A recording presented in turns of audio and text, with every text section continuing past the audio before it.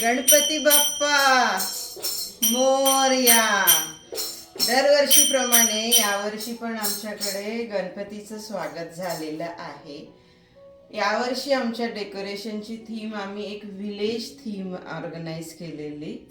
त्याच्यामध्ये तुम्ही इथं बघू शकता इंडियन ट्रेडिशनल म्हणून आम्ही वारली प्रिंट काढलेले आहे. मागे पुढे हा पूर्ण देखावा जुन्या घरातील एक बाहेर जी छपरी असते त्याचा आहे, ज्याला आपण वरांडा म्हणतो. बाहेर पिलर्स असतात. ही घराची समोरची बाजू, त्याला भिंती आहेत, आत लाईट आहे, दार आहे. बाहेर डेकोरेशन केलं आहे वारली प्रिंटिंगने, सगळा भाग सुशोभित केलेला आहे. घराबाहेर भरपूर ग्रीनरी पण आहे. आणि आता आपण आतमध्ये बघूया काय काय आहे.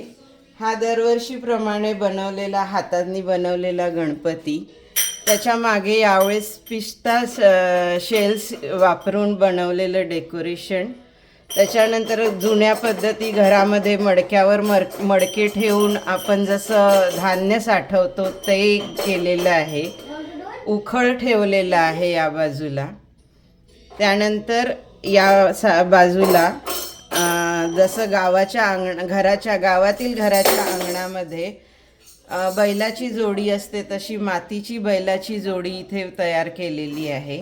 घराच्या कोपऱ्यांना हे हाताने बनवलेले बैल आहेत आणि घराच्या दोन्ही कोपऱ्यांना छोटी छोटी झाडं लावलेली. घराच्या बाहेर जनरली गावामध्ये समई असते हँगिंग बाहेर अडकवलेली.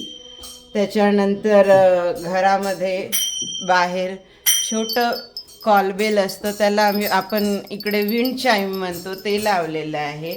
बाहेर दिव्यांची आरास केलेली आहे आणि गणपती बाप्पाला मस्तपैकी इथे नैवेद्य देण्यात आलेला आहे.